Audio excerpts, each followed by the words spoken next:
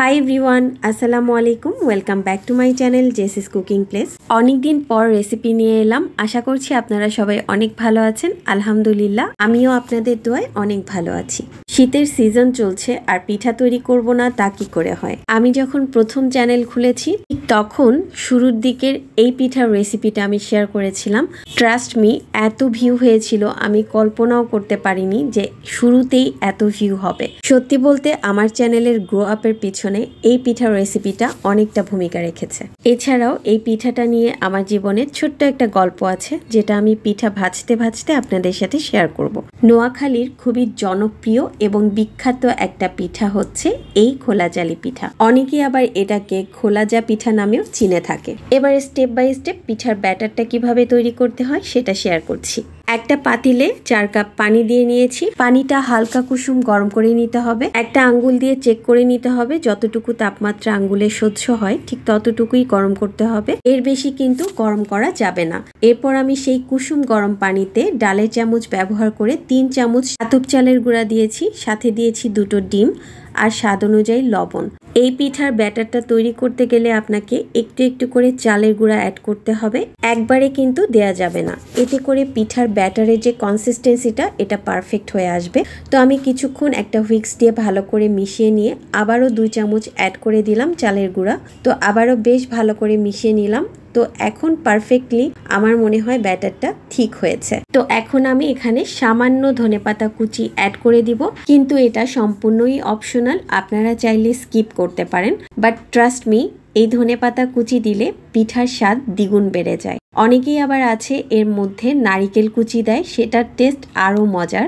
তো যে যেটা পছন্দ করেন সেটা আপনারা পছন্দ অনুযায়ী অ্যাড করতে পারেন। এগুলো শুধু আমরা পিঠাটার ভিতরে একটা এক্সট্রা টেস্ট আনার জন্য অ্যাড করে থাকি। এছাড়া পিঠাটা কিন্তু এমনি অনেক মজার। তো চুলার উপরে একটা মাটির খোলা নিয়েছি। খোলাটা খুব ভালো করে টিস্যু দিয়ে মুছে নিয়ে সামান্য সরিষার তেল দিয়ে পুরো খোলাটা ভালো করে ব্রাশ করে নিচ্ছি, মানে তেল দিয়ে মুছে নিচ্ছি। এতে করে পিঠাটা ইজিলি উঠে আসবে।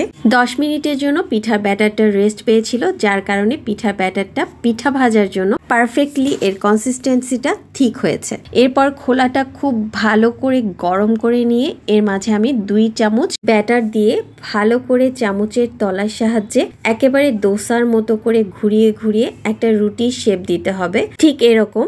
তারপর একটা ঢাকনা দিয়ে ঢেকে ঠিক 1 মিনিটের মতো রেখে দিতে হবে। যেহেতু খোলাটা অনেক গরম, খুব দ্রুত হয়ে যায় পিঠাটা, অনেক ক্রিস্পি। আর এই যে দেখেন জালি জালি, কি সুন্দর হয় না দেখতে। এই জন্য এই পিঠাটার নাম খোলাজালি বা খোলাজা পিঠা। তো সবাই আমাকে অবশ্যই কমেন্টস করে জানাবেন পিঠাটা আপনাদের কাছে কেমন লেগেছে। তো এভাবেই আমি সবগুলো পিঠা ভেজে নিব। এখন আমি আপনাদের সাথে ছোট্ট একটা গল্প শেয়ার করব, যেটা আমি শুরুতেই বলেছিলাম যে আমি পিঠা ভাজতে ভাজতে আপনাদেরকে আমার জীবনের একটা ছোট্ট গল্প বলবো। শ্বশুরবাড়িতে যেদিন আমি প্রথম পা রেখেছি তার ঠিক পরের দিন সকালবেলা আম্মি আমার রুমে চায়ের সাথে এই পিঠাটা কারো মাধ্যমে পাঠিয়ে দিয়েছে। অনেক ক্ষুধাও লেগেছিল, আর এই খাবারটা পেয়ে আমি প্রথম টেস্ট করেছি পিঠাটা চায়ের সাথে। ট্রাস্ট মি, আমি এটা খেয়ে পাগল হয়ে গিয়েছি। আমার এত ভালো লেগেছিল যে আমার মন চাইছিল এই পিঠাটা যদি আমি আরো কিছুটা খেতে পারতাম। যেহেতু আমি নতুন বউ ছিলাম তাই লজ্জায় কাউকে কিছু বলতে পারিনি। তবে কিছুদিন পর ইয়াসার বাবার সাথে আমি বিষয়টা শেয়ার করেছিলাম। ও হেসে বলছিল, এটা কোনো কথা, তুমি তো আমার কাছে বলতে পারতে যে তোমার আরো পিঠা খেতে ইচ্ছে করেছিল। এরপর এই পিঠার রেসিপি আমি আম্মির কাছে শিখে আমার বাবার বাড়ির প্রত্যেককে এটা বানিয়ে খাইয়েছি। সবাই এখন এত পছন্দ করে এই পিঠাটা। স্পেশালি আমার মা যখন ছিল, বাচ্চাদের মতো আমার কাছে এই পিঠাটা খেতে চাইতো, এত পছন্দ করতো। আমার মা চলে যাওয়ার পরে আমি 1 বছর এই পিঠাটা মুখে দিতে পারিনি, আমার এত কষ্ট হতো খেতে। তো এখন আমার মায়ের এটা খুব প্রিয় একটা পিঠা ছিল, এটা ভেবে আবার খেতে শুরু করেছি। তো যাই হোক, এই পিঠাটা কিন্তু সবকিছু দিয়ে খুবই খেতে মজা লাগে, যেমন মাংস, সব রকমের ভর্তা, নলের গুড়, চা। আপনারাও সবকিছু দিয়ে ট্রাই করে জানাবেন কেমন হলো। আজ এ পর্যন্তই। সবাই ভালো থাকবেন, সুস্থ থাকবেন। আল্লাহ হাফেজ।